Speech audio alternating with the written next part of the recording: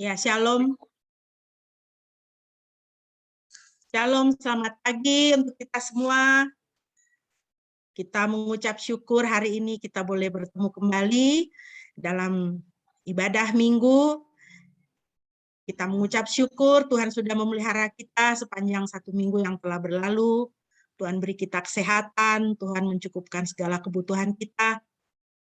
Banyak hal yang Tuhan berikan, banyak hal yang baik yang kita boleh terima dari Tuhan, dan di dalam kehidupan kita bersama dengan Tuhan, kita yakin bahwa masih banyak lagi hal yang baik di hadapan kita yang Tuhan sudah sediakan, karena itulah janji Tuhan bagi setiap kita, anak-anaknya yang bersandar kepadanya. Seorang hamba Tuhan yang sangat dipakai Tuhan untuk melayani di dalam bidang puji-pujian, yang bernama Don Moon, mengatakan menulis sebuah lagu yang berjudul Praise Looks Good on You. Ini salah satu lagu kesukaan saya. Lagu ini mengatakan bahwa puji-pujian, ucapan syukur itu terlihat bagus pada Anda, ya. Kita anak-anak Tuhan itu bagus kalau kita mengucap syukur, bagus kalau kita menaikkan puji-pujian, ya, karena itu cocok untuk kita, ya. Tidak cocok untuk kita kalau kita berkeluh kesah dan kita bergumul, ya, kita menggerutu, ya, cemberut, ya. Yang cocok untuk kita adalah selalu dipenuhi dengan ucapan syukur. Mari Bapak Ibu yang dikasihi Tuhan, kita memasuki ibadah kita pada pagi hari ini dengan menaikkan pujian ini. Segala puji syukur hanya bagimu Tuhan, sebab Kau yang layak dipuja. Kita nyanyikan pujian ini bersama-sama.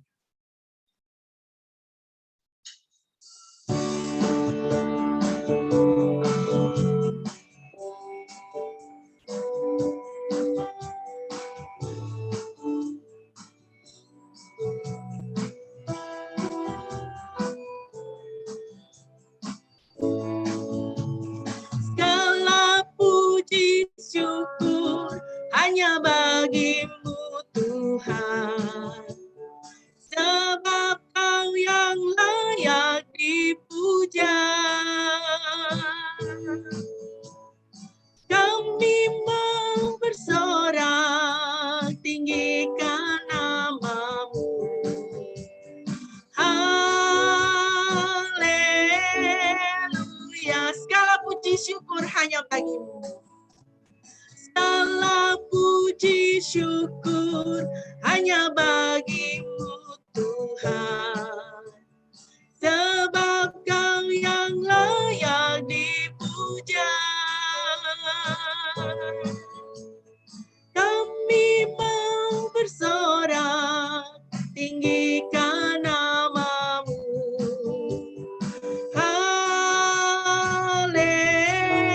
Haleluya, soraklah haleluya. Soraklah haleluya, soraklah haleluya. Haleluya.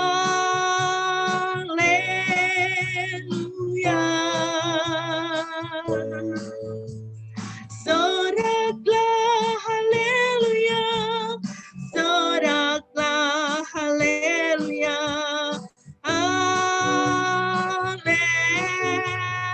Haleluya, soraklah haleluya. Soraklah haleluya, soraklah haleluya. Haleluya.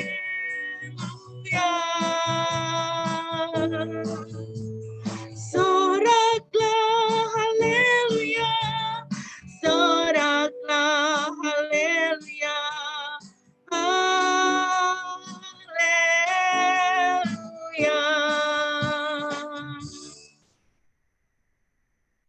Mari Bapak Ibu kita mentadbiskan ibadah kita pada pagi hari ini. Ibadah kita pada pagi hari ini hanya boleh jadi di dalam nama Tuhan Tritunggal yang Kudus, Bapa, Putra, dan Roh Kudus. Kasih karunia-Nya menyertai kita sekalian. Haleluya.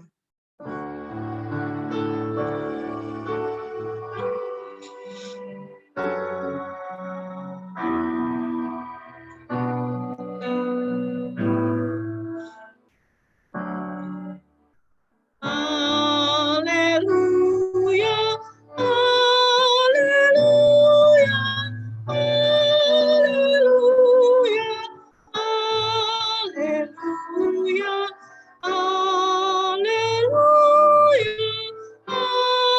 amin, amin,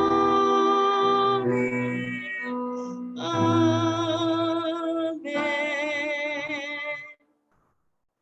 Nats pembimbing kita pada pagi hari ini terambil dari Ibrani 10 ayat 23. Ibrani 10 ayat 23, demikianlah firman Tuhan. Marilah kita teguh berpegang pada pengakuan tentang pengharapan kita, sebab Ia yang menjanjikannya setia. Puji nama Tuhan. Bapak Ibu, orang yang mempunyai pengharapan adalah orang yang hidup. Maka hendaklah kita memelihara pengharapan di dalam hati kita. Jangan menjalani hidup kita tanpa pengharapan. Firman Tuhan katakan, pegang teguh pengharapan yang ada di dalam kehidupan kita. Pegang teguh pengharapan di dalam hati kita. Jangan sampai kita kehilangan pengharapan. Apapun yang terjadi dalam hidup kita, jangan sampai kita kehilangan pengharapan. Dan kita tidak boleh kehilangan pengharapan karena pengharapan kita itu berdasarkan kepada Tuhan. Tuhan itu kekal. Tuhan itu maha kuasa. Tuhan itu setia, firman Tuhan katakan. Mari kita menjalani hidup kita dengan bersemangat, dengan pengharapan. Karena Tuhan setia dan Tuhan tidak pernah meninggalkan kita. Mari Bapak Ibu, kita terus memuji Tuhan dari Kidung Jemaat 209. Kita nyanyikan ayat 1 dan ayat yang berikutnya. Kita mau memuji Tuhan. Tuhan yang setia, Tuhan yang mengasihi kita, Tuhan pencipta semesta, Dia maha mulia. Kita mau memuji kasih karunia-Nya, berkat-berkat-Nya yang selalu ada dan selalu nyata dalam hidup kita. Mari kita naikkan pujian ini bersama-sama.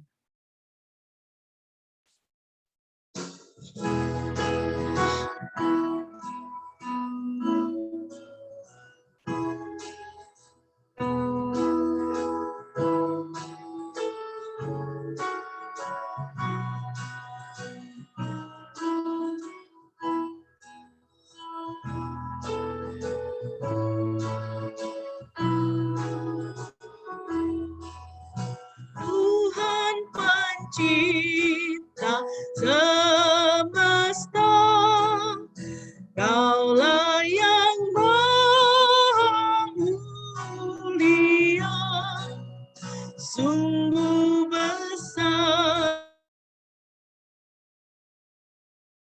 karunia yang Kau beri.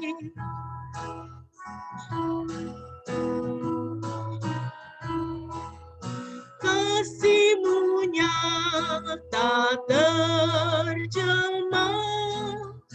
di sinar surya yang cerah, di sawah dan tuaiannya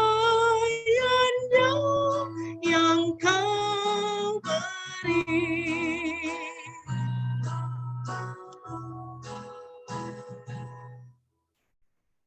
Bapak Ibu yang dikasihi Tuhan, mari kita bermazmur bagi Tuhan dari Mazmur 108 ayat 2 sampai dengan ayatnya yang ke-6. Mazmur 108 ayat 2 sampai dengan ayatnya yang ke-6.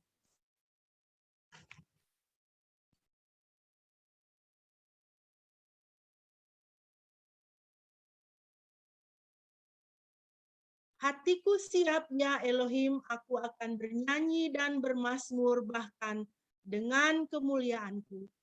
Bangunlah, hai kecapi dan harpa, aku akan membangunkan fajar.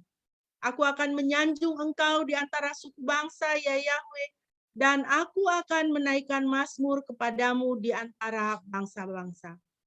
Sebab kebaikanmu besar mengatasi langit dan kesetiaanmu ke awan-awan.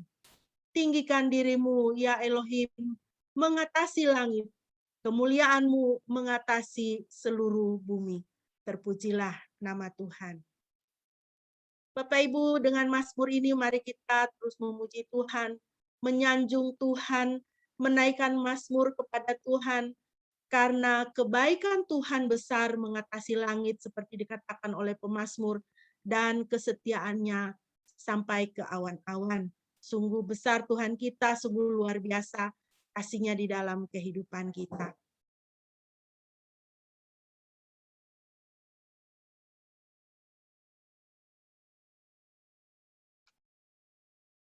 Mari kita terus memuji Dia dari Kidung Jemaat 289 ayat 4 dan ayat yang berikut. Kau merelakan putramu supaya dunia ditebus, dengannya kurnia penuh telah kau beri. Inilah perwujudan, inilah tanda besarnya kasih Tuhan yang sampai ke awan-awan itu. Inilah perwujudan, manifestasi besarnya kesetiaan Tuhan di dalam kehidupan kita. Mari kita menaikkan pujian ini bersama-sama, dan kita akan bersama-sama menyiapkan diri untuk kita mau merenungkan firman Tuhan.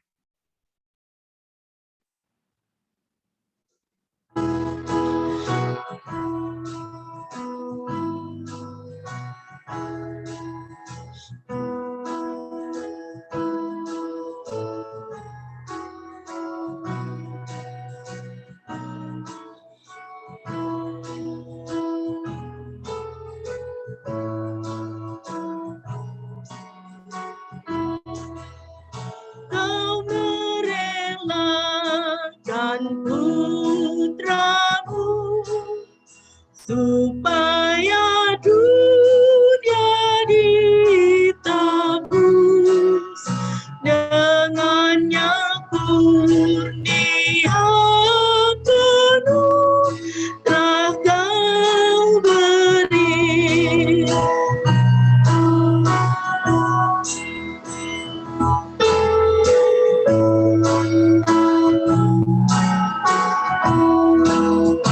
Terima hormat dan sembah, terima hidup dan kerja, serta sekalian benda yang kau beri. Bapak Ibu, mari kita berdoa sebelum kita membaca dan merenungkan firman Tuhan. Tuhan, begitu banyak yang Tuhan sudah beri di dalam kehidupan kami. Begitu banyak kebaikan yang Tuhan sudah lakukan dalam kehidupan kami. Begitu banyak kebaikan yang masih Tuhan simpan untuk kami di masa yang akan datang. Untuk semua itu Bapa, kami mengucap syukur. Kami mengucap syukur terlebih lagi Tuhan untuk firman-Mu yang menjadi pegangan di dalam kehidupan kami. Untuk firman-Mu yang menjadi makanan bagi roh dan jiwa kami. Ya Tuhan, tolonglah kami supaya kami dapat memahami firman Tuhan dan menerapkannya untuk situasi kehidupan kami masing-masing, supaya Tuhan dipermuliakan. Terima kasih Bapa, terpujilah nama-Mu. Di dalam nama Yesus kami berdoa. Haleluya, amin.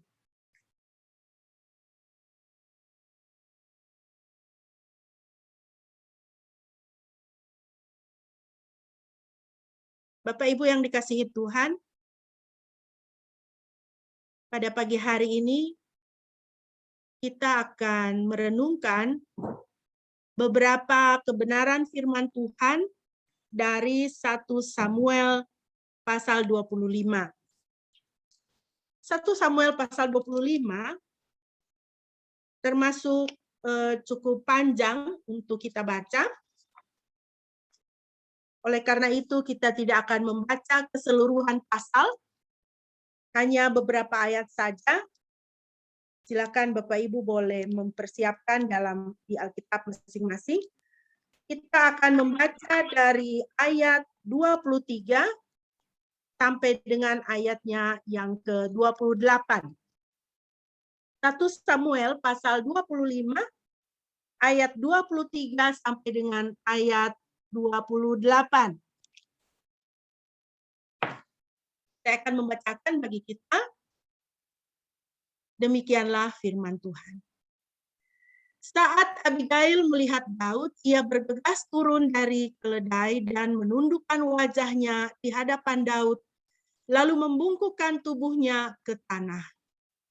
Dan ia bersujud di kaki Daud serta berkata, biarlah kesalahan itu atasku saja, ya Tuanku, aku mohon kepadamu, biarlah hambamu ini berbicara di telingamu, dan dengarkanlah perkataan hambamu ini.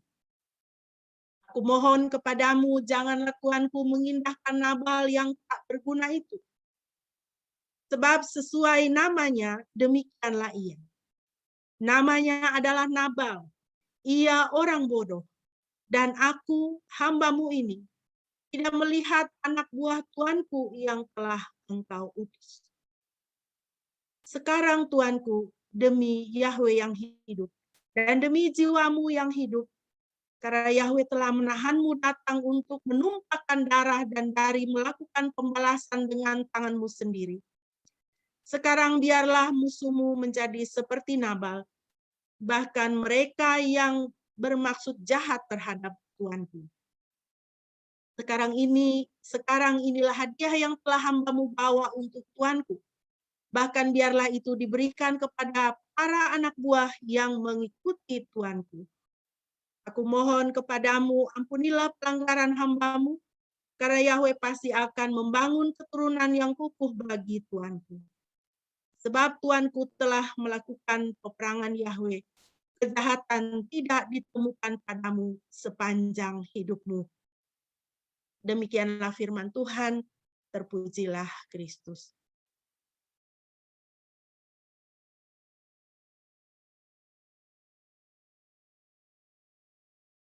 Bapak Ibu, berdasarkan 1 Samuel 25, saya memberi tema untuk perenungan kita pada pagi hari ini adalah pentingnya seorang pengantara.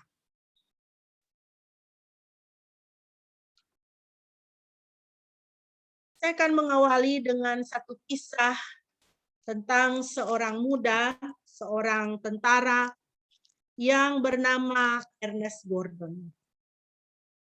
Ernest Gordon memasuki Perang Dunia Kedua pada awal usia 20-an. Ia adalah seorang pemuda gunung yang tegap di Brigade Argyll and Sutherland di Skotlandia. Tetapi kemudian ia ditangkap oleh Jepang. Berbulan-bulan bekerja sangat keras di rimba, dia menerima pukulan setiap hari dan mati perlahan-lahan. Skotlandia, kampung halamannya, tumpah darahnya, rasanya begitu jauh. Apalagi peradaban. Di dalam tahanan di Chungkai, Burma, Ernest Gordon merintih kesakitan. Dia juga mendengar rintihan orang-orang yang sekarat, sesama tahanan Jepang, dan dia mencium bau busuk kematian. Panasnya rimba tidak mengenal ampun membakar kulitnya dan memanggang kerongkongannya. Seandainya ia mempunyai kekuatan, ia ingin membalut pahanya yang kurus dengan satu tangan, tetapi ia tidak mempunyai energi untuk melakukannya. Ernest Gordon, tubuhnya habis dimakan penyakit difteri. Dia tidak bisa berjalan. Dia tidak dapat merasakan tubuhnya. Dia berbagi tempat tidur sempit dengan lalat-lalat dan kutu-kutu busuk sambil menunggu maut menjemputnya di tawanan militer Jepang. Di tempat itu, banyak orang yang sakit dan lemah. Orang sudah tidak mempedulikan lagi tata krama. Semua orang merampas makanan. Semua orang dimakan borok. Semua orang terserang penyakit menular. Semua orang memikirkan kepentingan diri sendiri supaya mendapat sedikit makanan dan bisa bertahan hidup. Prajurit-prajurit juga menyiksa tanpa ampun dan tidak mempedulikan para tawanan sama sekali.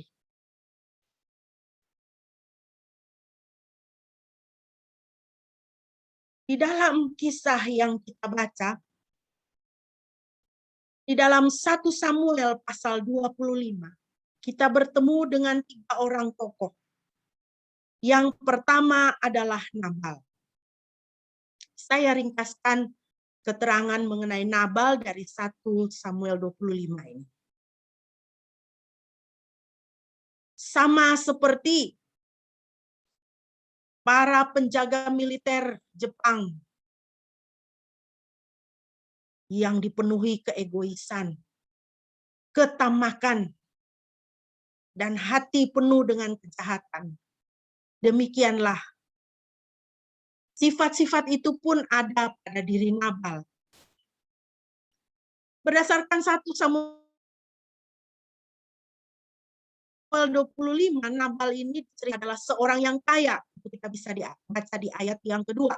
Dia mempunyai 3.000 domba dan 1.000 kambing. Dalam ayat-ayat selanjutnya, ayat 3, 17, 9 sampai dengan ayat 11, 1 Samuel 25, Nabal ini karakternya kejam dan jahat. Sombong dan kikir.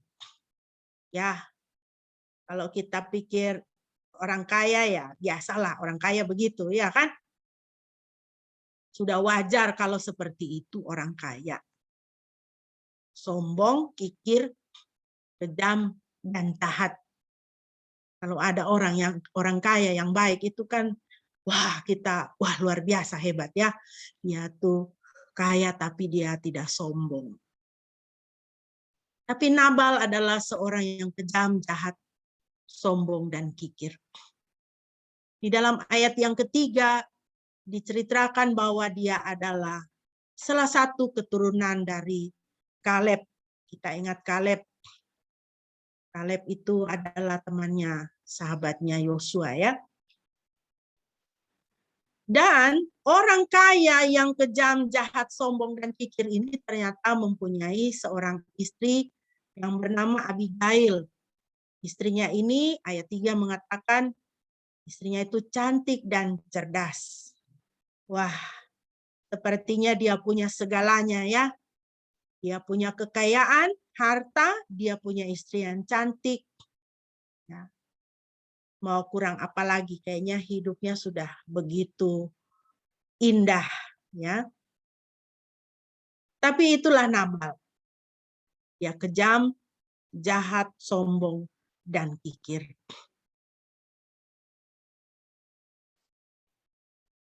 Tokoh yang kedua kita membaca adalah Daud.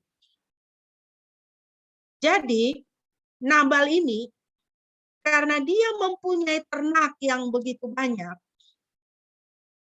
maka ternak-ternaknya itu dilepas di padang penggembalaan dan tentu dia mempunyai orang-orang yang bekerja padanya sebagai penggembala dombanya. Dalam 1 Samuel 25 ini, Daud ada dalam pelarian dari Raja Saul. Dan dia mempunyai orang-orang yang ikut dengan dia sebagai pelarian. Dan dalam di antara orang-orang yang ikut dengan dia itu, dia mempunyai 600 prajurit yang setia padanya dan yang berperang bersama dengan dia.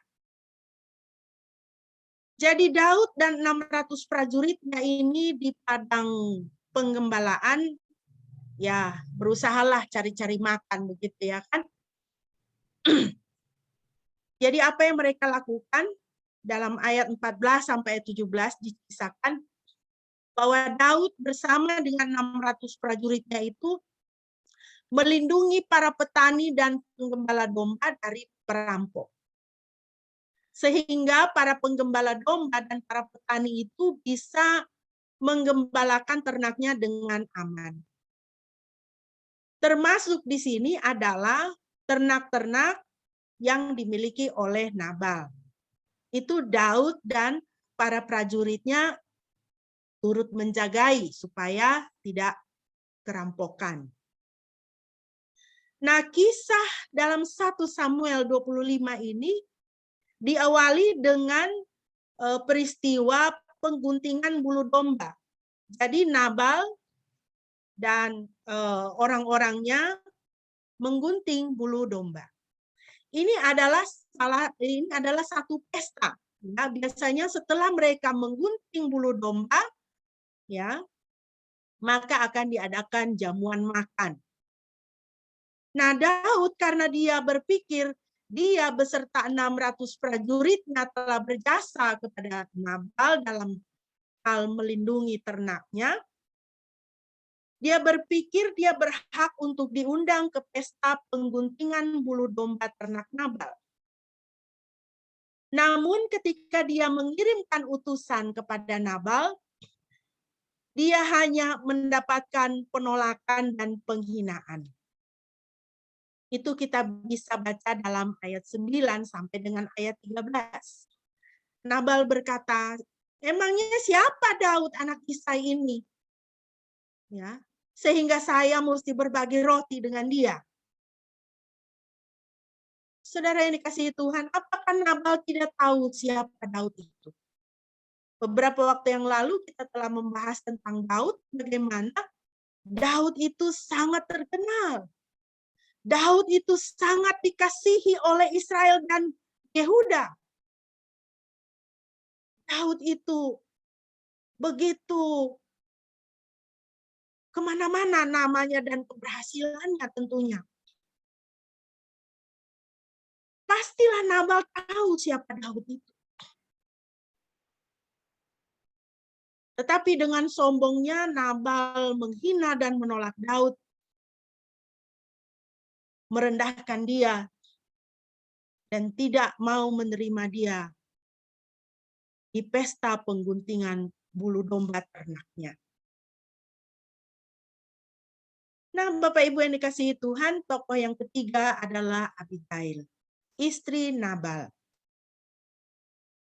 Abigail ini orang yang cantik dan cerdas, Alkitab mengatakan.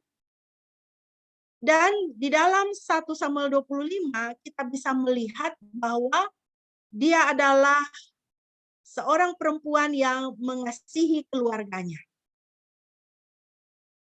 Ketika dia mendengar bahwa Nabal menolak dan menghina Daud, dan dia mendengar Daud marah dan akan menyerang keluarganya, Daud akan memusnahkan Nabal dan keluarganya, maka Abigail segera bertindak.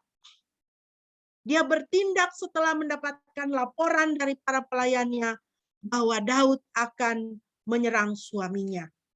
Itu kita bisa baca di dalam ayat 13 sampai dengan ayat 18. Ayat 18, kemudian Abigail bergegas dan mengambil 200 roti dan 2 kirbat anggur dan 5 ekor domba yang telah diolah dan 5 sukat gandum panggang, 100 tandan kismis, 200 tandan buah.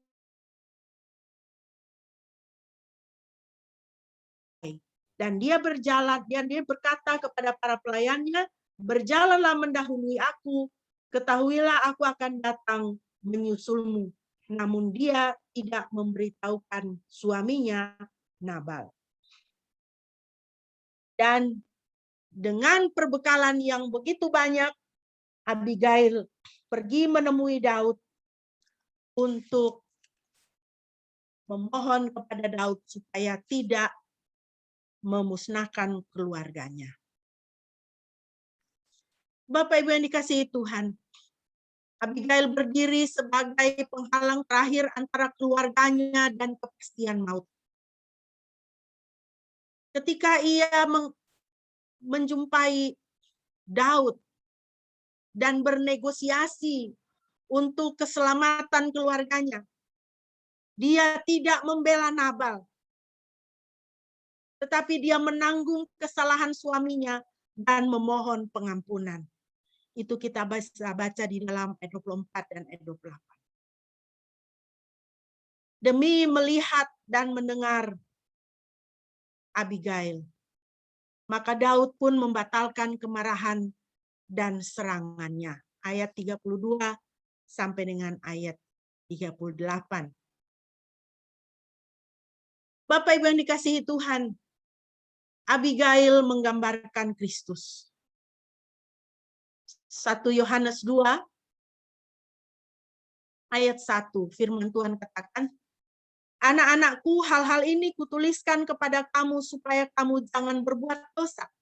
Namun jika seorang berbuat dosa, kita mempunyai seorang pengantara kepada Bapa, yaitu Yesus Kristus yang adil.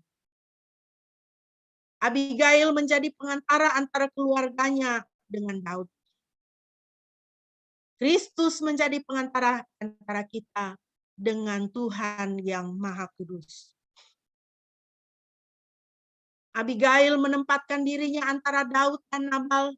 Kristus menempatkan dirinya antara Tuhan dengan kita.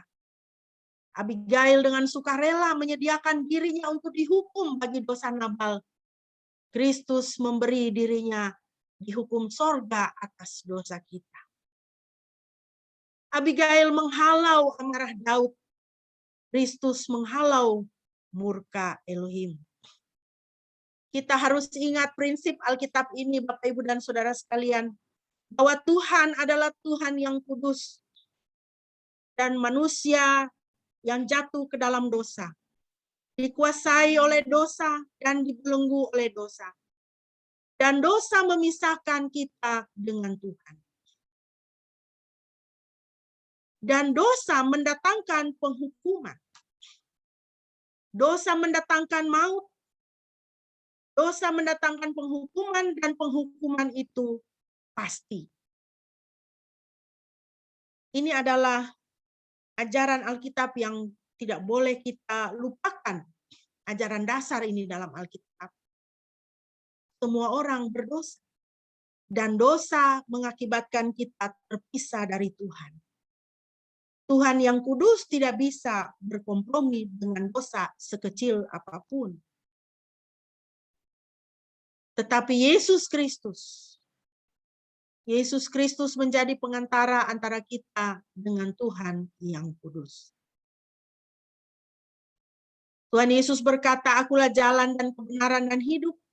Tidak ada seorang pun yang datang kepada Bapa kalau tidak melalui aku. Tidak ada satu hal pun yang bisa kita lakukan dalam hidup kita untuk menghubungkan kita dengan Tuhan. Tidak ada satu hal apapun yang dapat kita lakukan supaya kita bisa berdamai dengan Tuhan. Hanya melalui Kristus kita boleh didamaikan dengan Tuhan. Hanya melalui Kristus kita boleh memperoleh persekutuan dengan Tuhan. Hanya melalui Kristus kita dapat memanggil Tuhan pencipta semesta itu, ya Aba, ya Bapa. Dan kita menjadi anak-anaknya. Bapak Ibu, mari kita belajar. Belajar dari tokoh-tokoh yang ada di dalam 1 Samuel 25 ini. Mari kita belajar dari Nabal. Apa yang bisa kita pelajari dari Nabal? Jangan hidup dalam dosa. Berhentilah hidup dalam dosa. Nabal hidup di dalam dosa. Dosa apa? Dosa keterikatan dengan hartanya. Dosa kesombongan. Dosa kebebalan. Dosa kikir. Dosa hati yang dipenuhi dengan kejahatan. Jangan hidup di dalam dosa. Berhentilah hidup di dalam dosa. Karena dosa memisahkan kita dengan Tuhan. Dan upah dosa adalah maut. Roma 6 ayat 23a. Oleh karena dosanya, oleh karena kejahatannya, oleh karena kebebalannya, maka mendatangkan murka Daud sehingga Daud mau menghunuskan pedang dan mengambil nyawanya. Belajarlah dari Nabal. Jangan terpaut pada harta dunia ini. Karena maut bisa datang kapan saja dan tidak memandang muka. Celakalah kita di dalam dunia ini kalau hati kita terpaut kepada harta dunia ini. Hati kita tidak tertuju kepada perkara-perkara sorgawi. Hati kita tidak tertuju kepada mencari kehendak Tuhan. Mencari hadirat Tuhan di dalam hidup kita. 1 Yohanes 2 ayat 15 sampai dengan ayat 17 firman Tuhan berkata, janganlah kita mengasihi dunia dan segala apa yang ada di dalamnya. Karena dunia ini akan segera berlalu. Dunia ini akan berlalu. Hidup kita juga hanya sementara. Cepat sekali dia akan berlalu. Belajarlah dari Abigail. Apa yang kita bisa pelajari dari Abigail? Bahwa kelemah lembutan meredakan amarah. Kalau ada yang marah-marah, jangan kita juga ikut marah-marah. Kalau ada yang marah-marah, kita balas dengan kelemah lembutan. Kelemah lembutan akan meredakan amarah. Kerendahan hati mendatangkan keselamatan. Itulah teladan yang diberikan oleh Abigail. Mari kita mempunyai hati, ya, hati yang rendah hati, bukan minder ya, rendah hati. Rendah hati terbukti firman Tuhan mengatakan mendatangkan keselamatan. Bukankah Kristus juga meneladankan kerendahan hati? Dia adalah Tuhan yang rendah hati. Dia bersedia, dia rela lahir di kandang yang hina itu supaya kita mendapatkan keselamatan kita. Belajarlah dari Abigail untuk menjadi inisiator damai. Menjadi agen perubahan. Kita tidak bisa mengubah dunia ini. Tetapi kita bisa minta Roh Kudus untuk mengubah hati kita. Mengubah hati kita. Kita tidak bisa mengadakan perdamaian dunia. Ya. Perserikatan bangsa-bangsa itu kan berusaha untuk mengadakan perdamaian dunia. Tapi perang masih terjadi di mana-mana. Jadi yang harus diubah adalah hati kita. Diri kita sendiri. Kitalah yang harus menjadi inisiator damai. Jangan tunggu orang lain datang minta damai sama kita. Kita dulu yang menjadi pendamai. Kitalah yang menjadi agen perubahan. Kalau Abigail dia tunggu suaminya bertobat dan minta maaf kepada Daud, tidak akan kejadian. Bisa jadi dia sendiri juga akan kena marah dari suaminya. Tetapi dia bertindak untuk menjadi inisiator damai. Tadi kita sudah membaca, dia tidak memberitahukan kepada suaminya bahwa dia pergi untuk bernegosiasi dengan Daud. Dia menjadi agen perubahan. Mulai dari kita untuk melakukan perubahan. Jadi kita yang harus berubah dulu. Kita yang harus berubah dulu. Kita yang melaksanakan perubahan itu. Sebagaimana Kristus yang sudah memberikan dirinya sendiri selaku tebusan demi semua orang. 1 Timotius 2 ayat 6a. Dia memberikan dirinya untuk menjadi tebusan demi semua orang. Dia memberikan dirinya. Dia tidak mulai dengan orang lain. Dia tidak mulai dengan manusia. Manusia ini tidak benar semua, tidak betul semua. Karena semua orang telah kehilangan kemuliaan Tuhan. Fall short of the glory of God.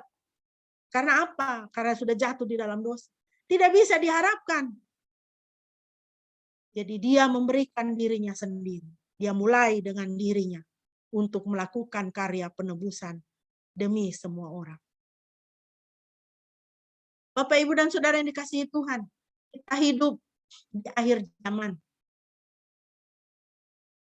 Kita hidup di akhir zaman. Banyak sekali apa yang dikatakan oleh Alkitab itu mengenai tanda-tanda akhir zaman itu sekarang itu semakin nyata. Gambar yang Bapak Ibu lihat ini adalah gambar dari film Cinderella yang terbaru, Cinderella 2021.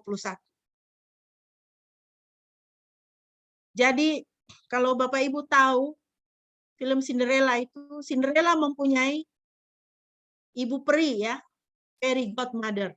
Ibu peri yang menolong dia menyulap labu menjadi kereta, menyulap gaun yang rusak menjadi gaun yang cantik sekali,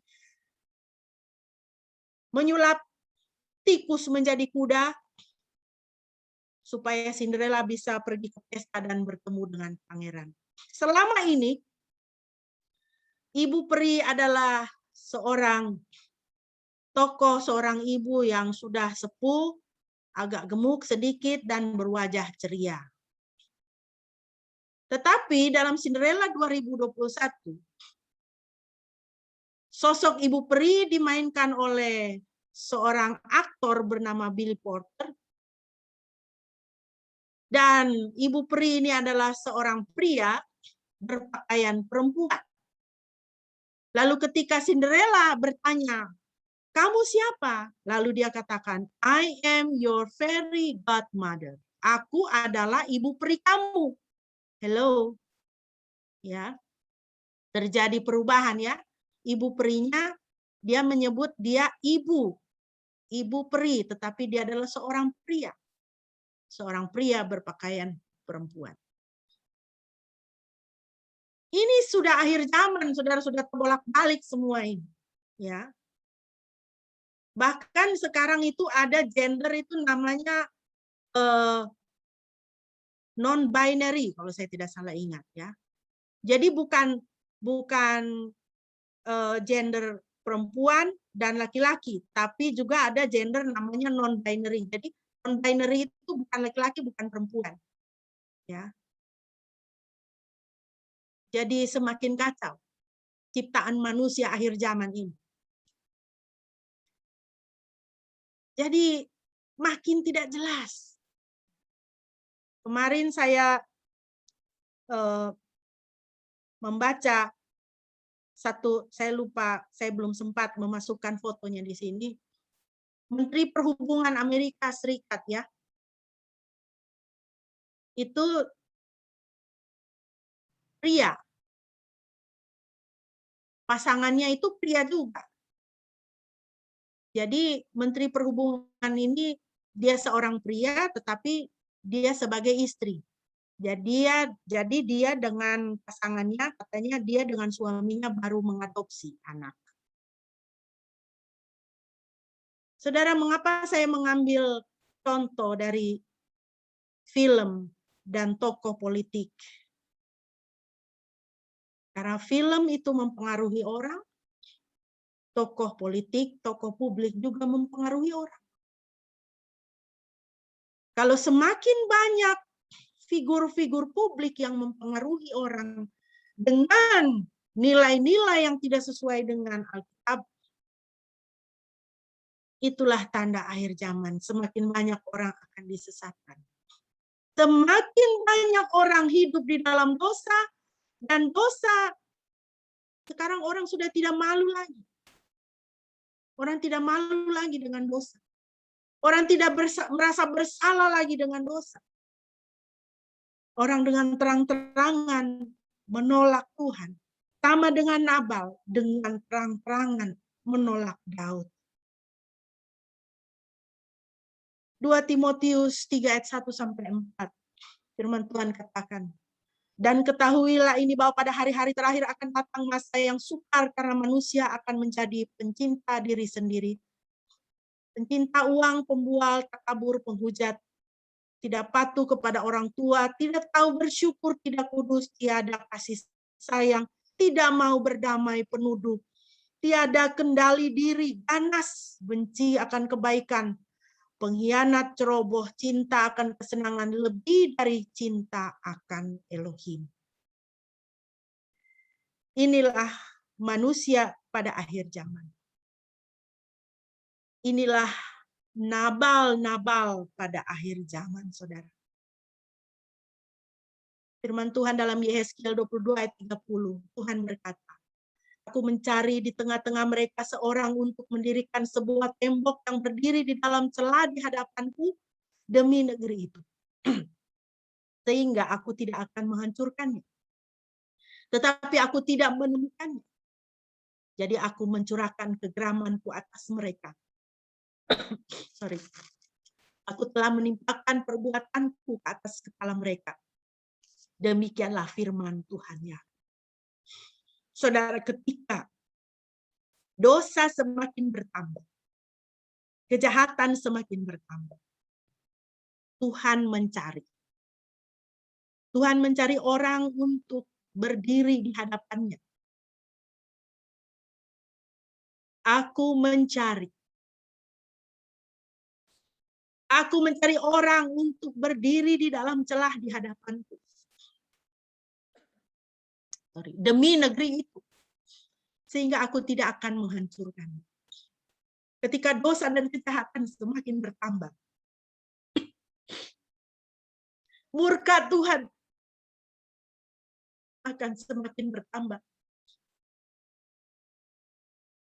Maka Tuhan yang mencintai kehidupan, Tuhan tidak suka kebinasaan. Tuhan mencari seorang pengantara supaya murkanya tidak tercurah, penghukuman dan penghakiman tidak tercurah atas dosa.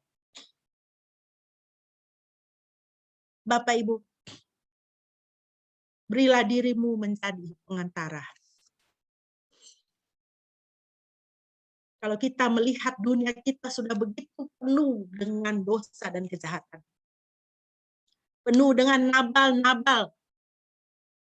Tuhan pagi hari ini memanggil kita untuk menjadi Abigail. Menjadi pengantara. Supaya kita menghadap wajah Tuhan dan mohon belas kasihan Tuhan.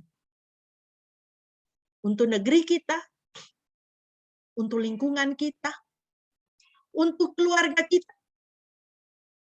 Jika ada di tengah-tengah kita, di dalam keluarga kita, tidak usah jauh-jauh, masih hidup di dalam dosa, tidak mau tahu Tuhan. Tuhan memanggil kita untuk menjadi pengantara. Mohon belas kasihan Tuhan. Mohon pengampunan Tuhan.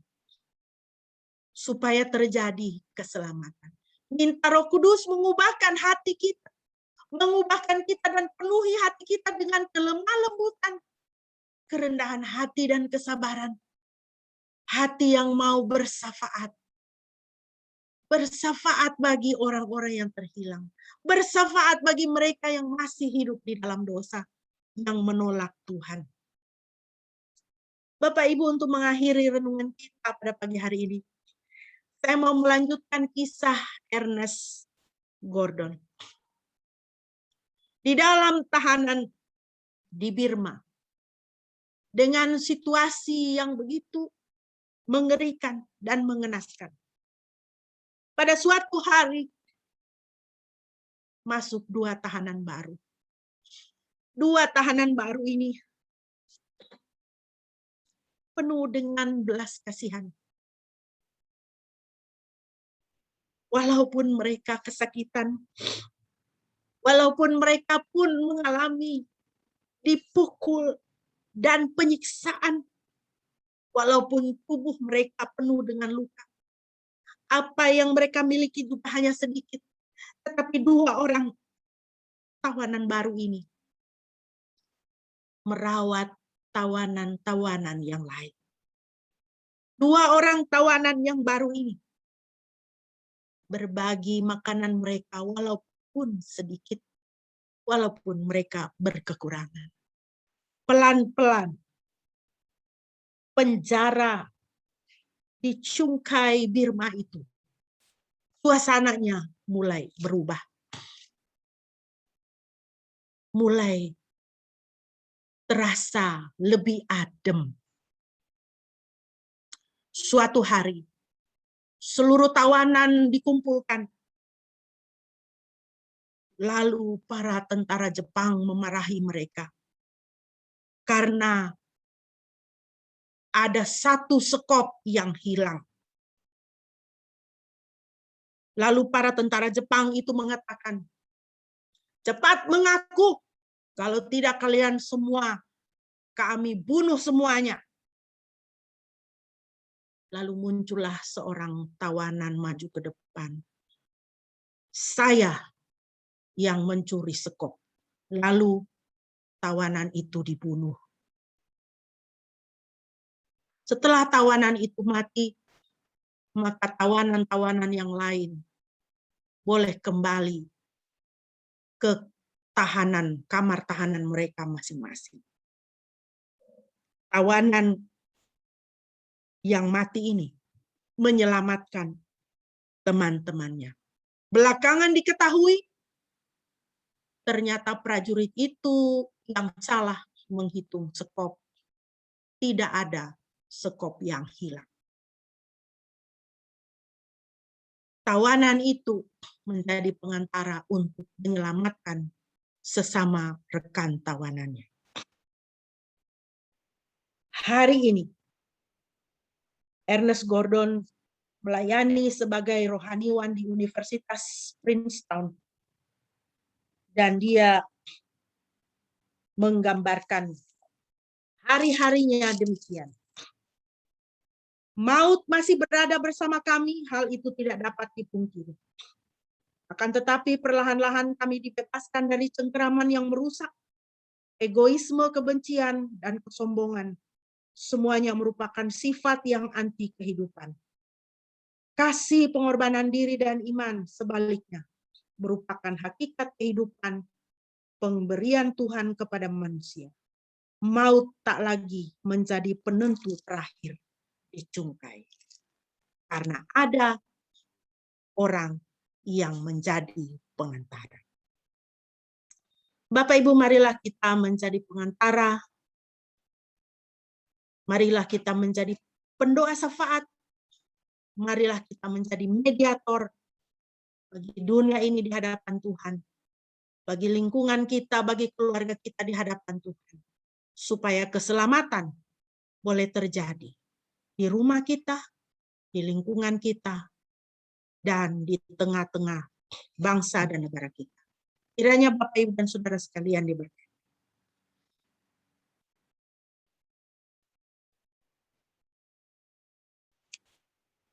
Saya mohon kesediaan Bapak Pendeta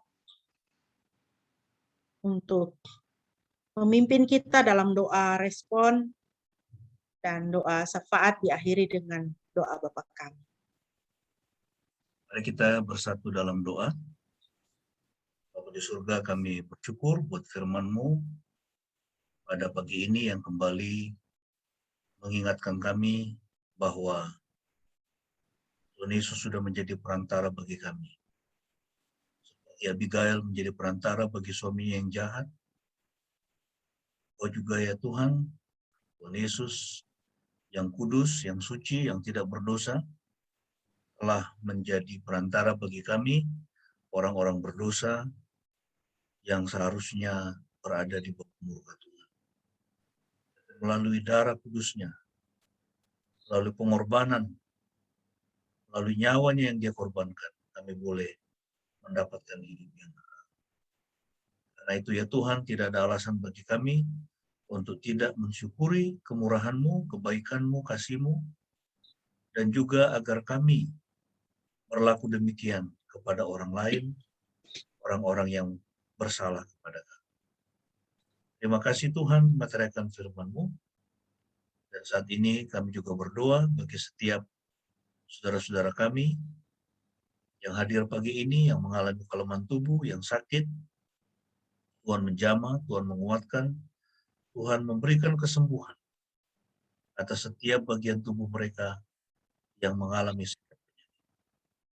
Kami berdoa juga bagi bangsa kami, bagi pemerintah kami khususnya, di tengah-tengah situasi pandemi di mana banyak orang kehilangan pekerjaan, juga kehilangan masa depan, merasa putus asa, kami berdoa kiranya Tuhan menolong pemerintah kami agar diberikan hikmat sehingga dapat tetap dalam usaha mensejahterakan rakyat bangsa kami. Kami berdoa bagi gerejamu yang ada di Indonesia, Tuhan berkati agar tetap melayani Tuhan dan menjadi suara kenabian bagi bangsa ini dan membawa banyak jiwa datang kepada Yesus untuk diselamatkan. Berkatilah kami semua hari ini dengan semua kehidupan kami, pergumulan kami, berkati usaha kami, berkati pekerjaan kami, berkati Tuhan anak-anak kami dalam studi mereka, berkati Tuhan orang-orang tua kami yang sudah sepuh, Tuhan terus menyatakan kasih-Mu di dalam kehidupan mereka. Terima kasih Tuhan. Di dalam hidup kami serahkan ke dalam tangan-Mu, dan kami alaskan doa ini dengan doa seperti yang Tuhan Yesus sudah ajarkan kepada kami. Mari kita naikkan doa Bapa kami. Bapa kami yang di sorga, dikuduskanlah nama-Mu, datanglah kerajaan-Mu, jadilah kehendak-Mu di bumi seperti di sorga. Berilah kami pada hari ini makanan kami yang secukupnya, dan ampunilah kami akan kesalahan kami, seperti kami juga mengampuni orang yang bersalah kepada kami. Dan janganlah membawa kami ke dalam pencobaan, tetapi lepaslah kami daripada yang jahat, karena Engkaulah yang mempunyai kerajaan dan kuasa dan kemuliaan sampai selama-lamanya. Amin.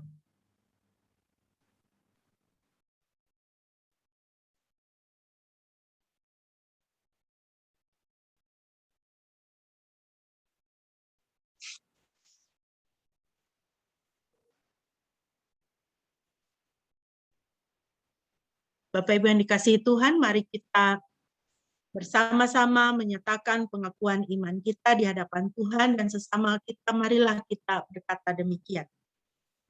Aku percaya kepada Yahweh Bapa yang Maha Kuasa, Khalik langit dan bumi, dan kepada Yesus Kristus, anaknya yang tunggal Tuhan kita, yang dikandung dari Roh Kudus, lahir dari anak darah Maria, yang menderita sengsara di bawah pemerintahan Pontius Pilatus, disalibkan, mati dan dikuburkan, turun ke dalam kerajaan maut.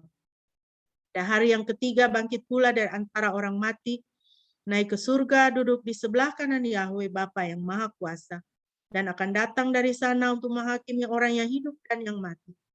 Aku percaya kepada Roh Kudus, gereja yang kudus dan am, persekutuan orang kudus, pengampunan dosa, kebangkitan orang mati dan hidup yang kekal. Amin.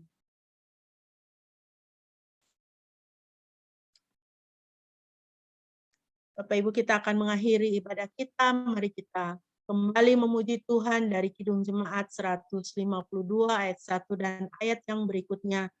Biarlah pujian ini menjadi doa kita, permohonan kita kepada Tuhan untuk memasuki minggu yang baru. Biarlah sentosa sejahtera Tuhan menguasai diri kita, menguasai hidup kita. Dan Tuhan, dialah yang berhak untuk memerintah di dalam hidup kita. Biarlah pujian ini menjadi doa penyerahan kita kepada Tuhan. Mari kita naikkan pujian ini bersama-sama.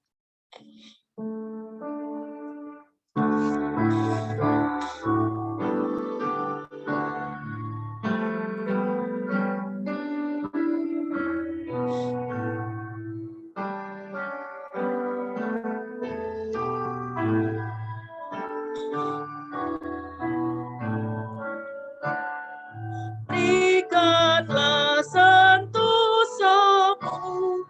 dan kuasai diriku, penebusku, kau berhak jadi rajaku tetap.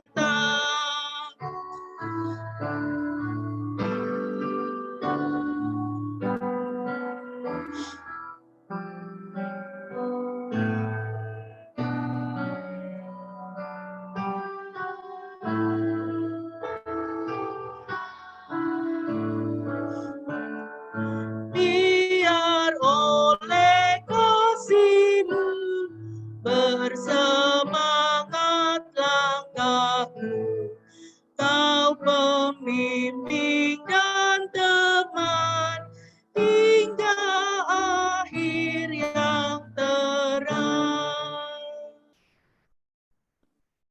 Bapak Ibu yang dikasihi Tuhan, terimalah berkat Tuhan. Yahweh memberkati engkau dan memelihara engkau.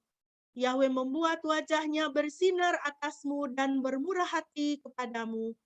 Yahweh menghadapkan wajahnya kepadamu dan memberi engkau damai sejahtera.